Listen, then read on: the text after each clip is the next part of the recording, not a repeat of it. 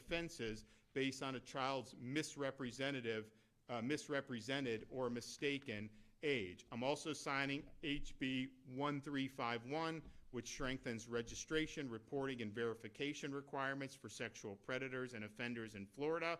The bill also enhances accountability and improves law enforcement monitoring of offenders' location and employment activities. You know, some of these offenders, they exploit loopholes in the system to be able to set up shop in certain communities, acting like they're just visiting or going back. And so this plugs that loophole so that if they're going to spend time here in Jacksonville, you're going to know that they're spending time here, and they're going to have to report that so that you can protect your kids. Third, I'm signing Florida House Bill 1455, which provides mandatory minimum terms of imprisonment for specified sexual offenses when committed by registered sexual offenders or sexual predators. Let me tell you, just as somebody who has been involved in law enforcement as a prosecutor and, of course, is now the head of the executive branch in Florida, these offenders, sexual offenders, they are going to reoffend, right? So you can put them away for the maximum and say someone gets a 15-year sentence and they serve it, they come out. The chance of them reoffending is very, very high when you start talking about these sexual predators. And so you've got to have a minimum amount of time that they're just taken off the streets. Ultimately, the registry, all these things, they're tools, but the only thing that really, really guarantees the safety of the children is to find every last daggum predator and put them in jail and get them off the street. That's what you need to do. Now, mandatory minimums, some people criticize because they say, well, you know, you could have too much for this. And, you know, the justice system is imperfect. I acknowledge that. But the reality is we have, unfortunately, some judges that just do not give the gravity of a sentence that warrants it when you're talking about abuse of minors. I mean, you will have some that will throw the book at them, then you'll have others where it's like a little bit more wishy-washy. So this ensures that there's a baseline level of accountability where you're holding these sexual predators accountable. And again, these are people that are already registered offenders, and then they're reoffending in the community. You know, I think these sexual predators, I mean, remember, I signed the legislation to reinstitute the death penalty for pedophiles. I think that that's appropriate when you're doing some of this stuff. But at a minimum, they need to be taken off the street. You shouldn't even be in a position where you're having to monitor their every move and just hoping that somehow they're going to reform themselves, because we know that the chance of that happening is not very good.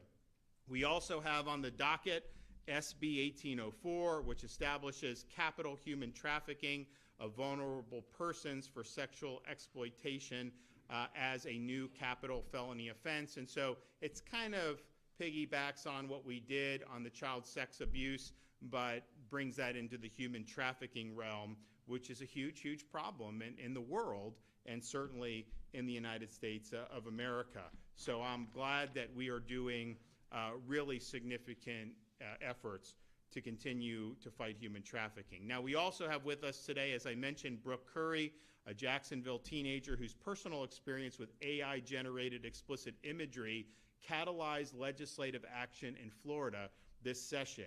And accordingly, I'm going to be signing HB 1161, Brooke's Law, to strengthen protections for individuals whose images are used in non-consensual, sexually explicit, deepfake content by requiring covered online platforms to implement a notice and removal system. So these are people that are manipulating this stuff, but they can do it so well that a lot of people think that this is authentic and just think of what that does as somebody who gets victimized by this. And so Florida law does not currently provide a mechanism by which victims can request the removal of these altered depictions without consent.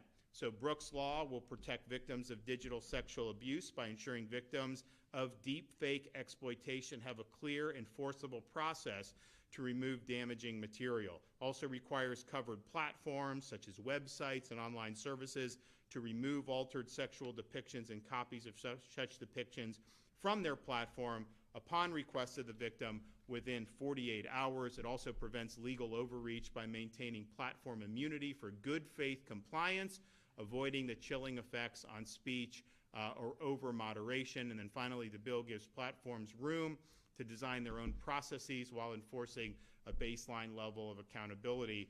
I want to thank Brooke for her courage to come forward and to lead this effort. I think it's really important. And it also raises the issue of this whole artificial intelligence. They're talking about in Washington banning states from being able to regulate it at all for the next 10 years.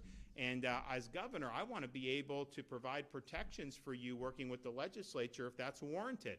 This stuff is progressing so quickly, but you will absolutely get to a point where they can just take you, they can put words in your mouth and do a video, and you're basically saying something that's the opposite of what you actually believe, and they can make you do, they can have you depict you doing awful things.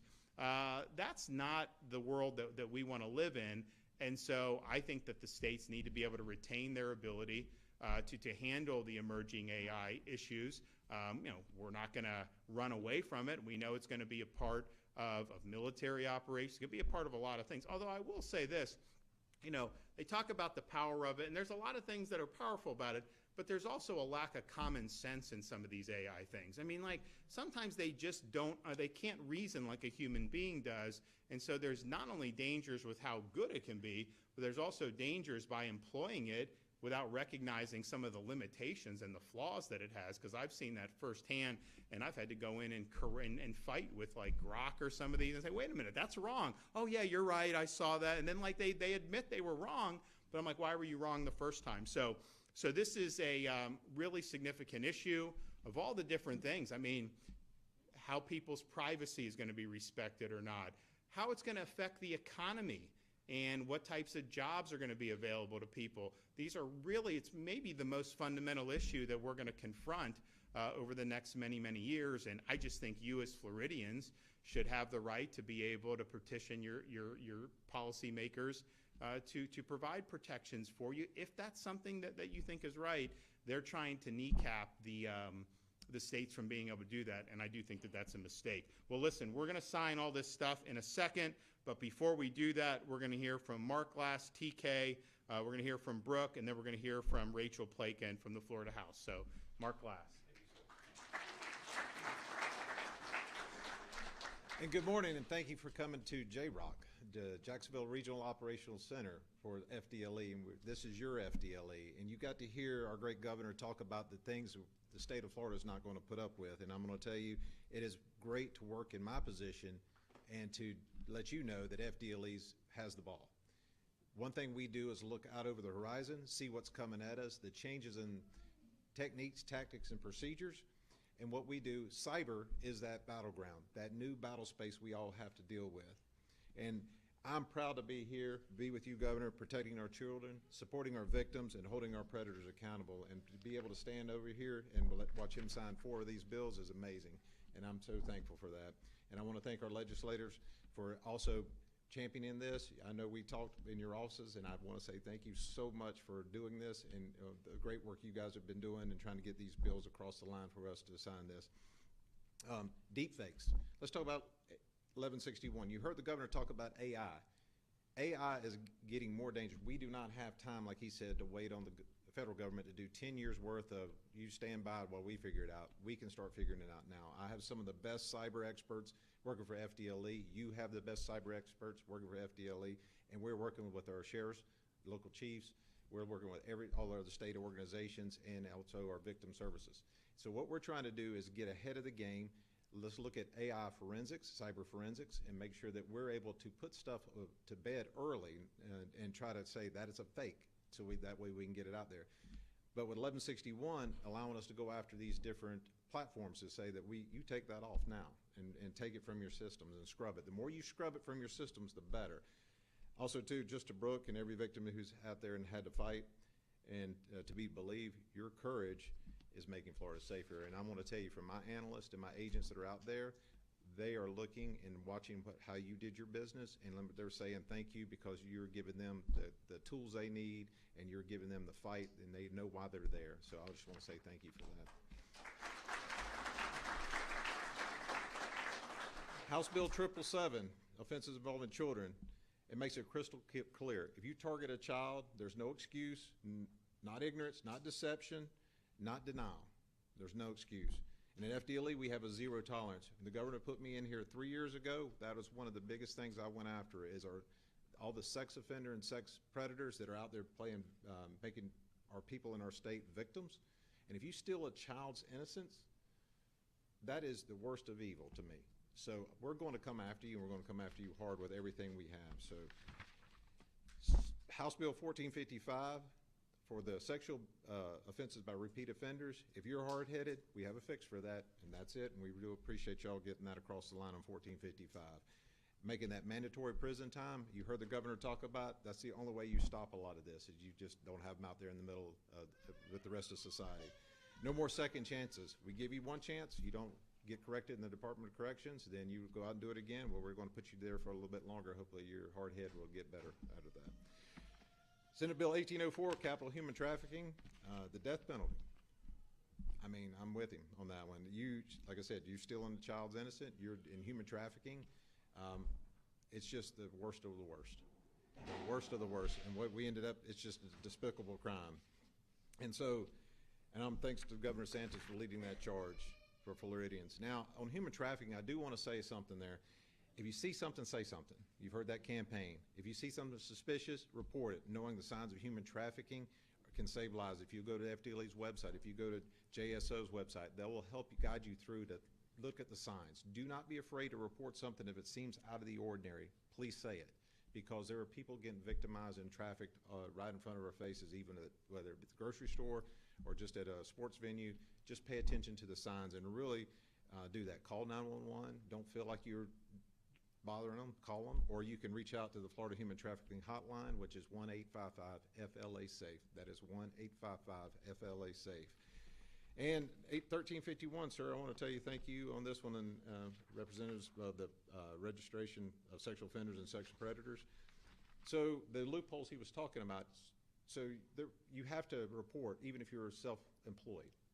So you do not want somebody who's self-employed coming to your house to do a handyman special and everything. You don't know who they are because they didn't report their business online.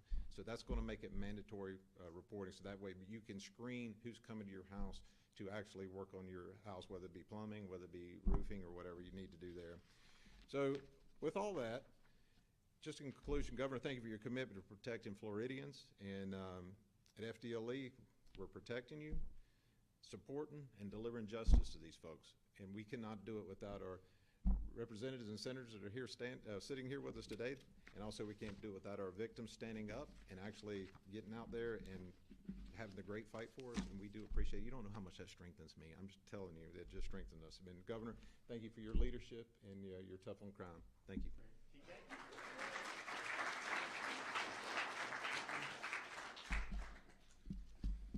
So Governor, thanks for having me here today. Thank you all for having me.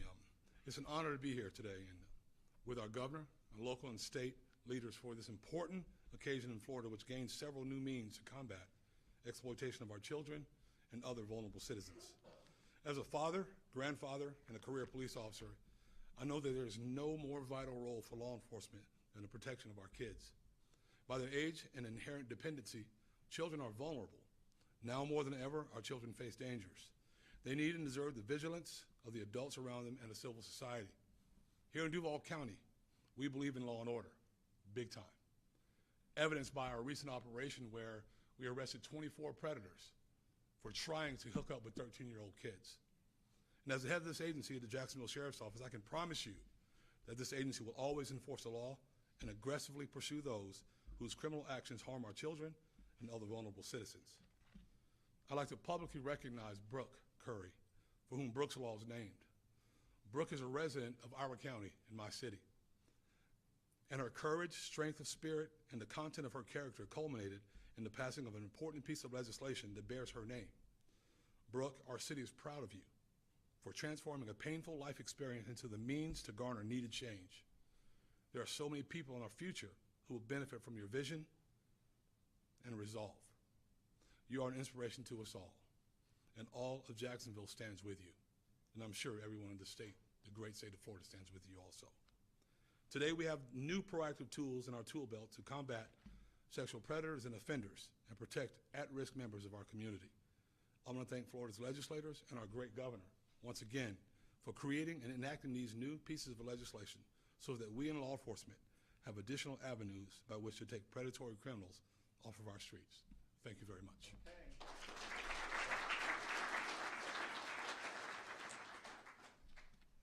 Good afternoon, everyone. Standing before you today, I'm filled with deep gratitude, emotion, and purpose.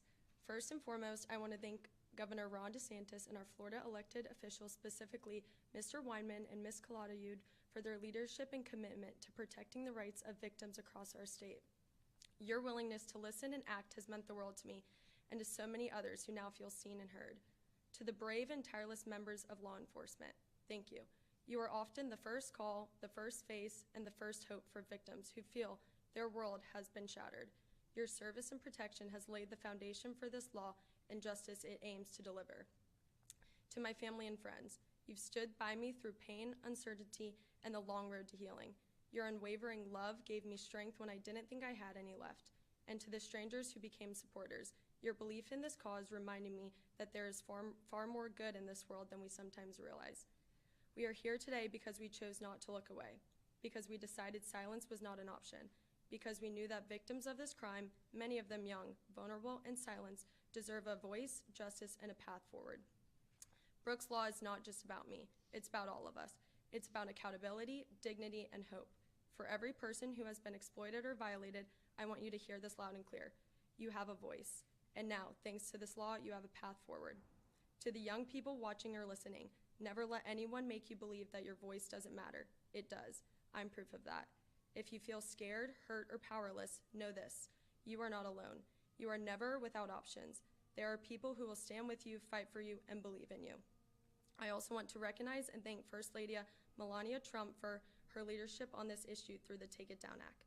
Her advocacy has helped shine a national spotlight on the importance of protecting victims of online exploitation. Her efforts have brought this conversation to dining tables, legislative chambers, and communities that need to hear it most. The journey to passing Brooks Law has not been easy. It's been painful. It's been personal, but it's also been powerful because together we've turned tragedy into a purpose, and together we've lit a path for others to walk, bravely and without shame. This is just the beginning. Our work continues. Awareness must grow. Protection must expand, and healing must remain at the center of everything we do. Thank you for all standing with me and with every survivor today and always. Thank you. Good job.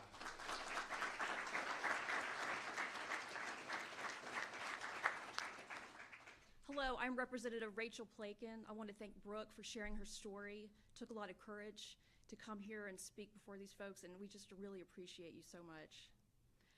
I'm the House sponsor of HB 777, and the Orange County Sheriff's Office came to me and they told me that current law said that if a predator lures a child or tries to entice a child into a structure or a vehicle, it's a misdemeanor right now. If they try to lure them out, it's not even a crime. And as a mother, a mama bear, I was livid to hear that. And I said, I must run this bill. And so today, we are changing that. We're making it a felony. And I want to thank Governor DeSantis for taking a stand for Florida's children. And also, I would like to thank Senator Collins for being an extraordinary partner. God bless. Okay. All right, we're gonna do this. You guys wanna come up? Good job. That's awesome. All right, so we got a number of them to do. Do we have any kids in the audience? Would you like, this is not permanent marker. Would you like one? There you go. I got another one if we got any others. You know, when the kids got the permanent markers over the years, I mean, I get the complaints about them, you know, marking up everything. So we try to help out and do what we can here. Okay, so today is the 10th of June, am I right? Yep.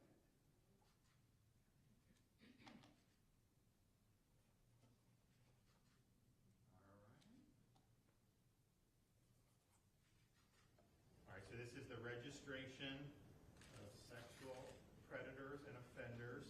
Who would like one from this? Anybody?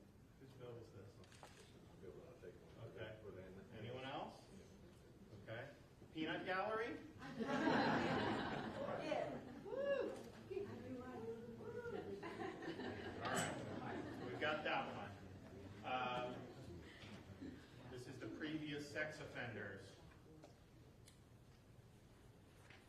Whose bill is this? Who did 1455? Any of you guys here or no?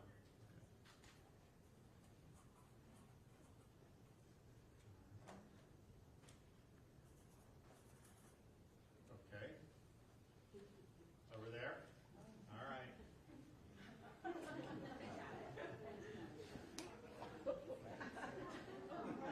So we got that one. Okay. Here you go.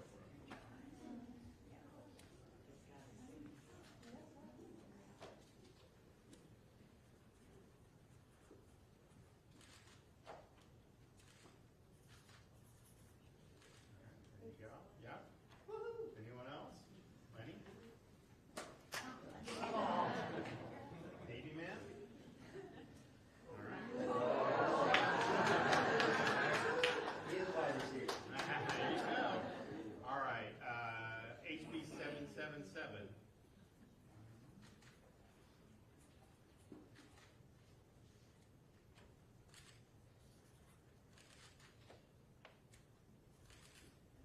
Think you want that?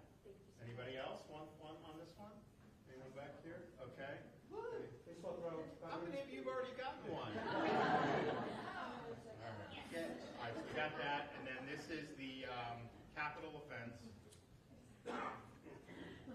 I have one more non-permanent marker. You sure we don't have any other kids? Okay. Sure. Take it. All right. I got two more. Anyone up here? Okay. All right. Now what we're going to do is you hold that one. I will hold these two, and then maybe Rachel hold that one up. Okay. There we go.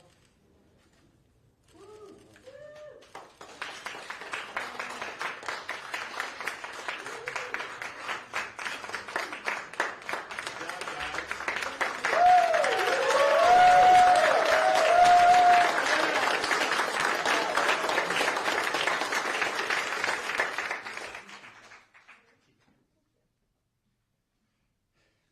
All right. Well, I want to thank everybody for their hard work on this. I'm good. Yeah. Okay.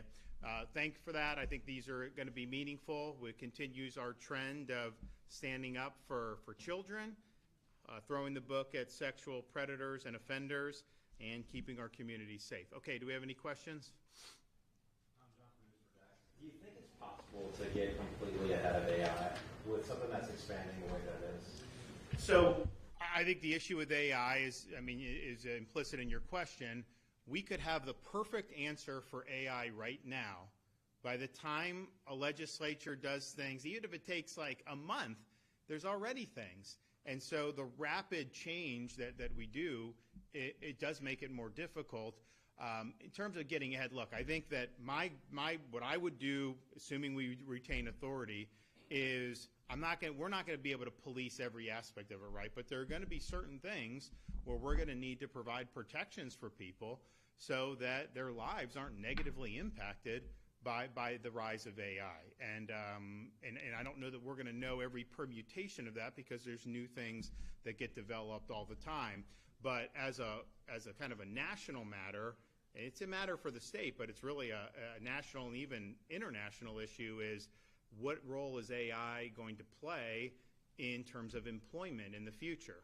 Now, when you have technologies that can displace jobs, but can also create jobs in other areas, AI, we'll see, right? But I do think it's a possibility that, we're looking at companies going so much in the direction of AI that they're not hiring as many people as they've needed to traditionally. So how do we prepare folks for that? So these are all things that are really fundamental questions. We should be able to, as states, retain our authority. And I know why some people want to do this and say 10 years you're not allowed to do anything is because they're worried about California and New York screwing it up, right? I mean, they're worried about them doing dumb things. I get that. But I can tell you what, one of the reasons Florida's been successful is because they've done a lot of dumb things, and people have recognized Florida, and people have moved businesses. They've invested in Florida as a result of that. So we've always had a healthy competition amongst the states. We're supposed to be laboratories of democracies. You can see who does it well, who doesn't. For example, on budget, these guys, we're June 10th. They don't have a budget. Our fiscal year ends at the end of the year. And I mean, hopefully that gets resolved this week. But if you look at Florida, we have millions of more residents in Florida than New York does, New York residents. And yet, their budget is over twice the size of our state budget. Yet we have better services, better roads, higher performing education. And so where is this money going to? So people can see, hey, you can go to Florida with no income tax.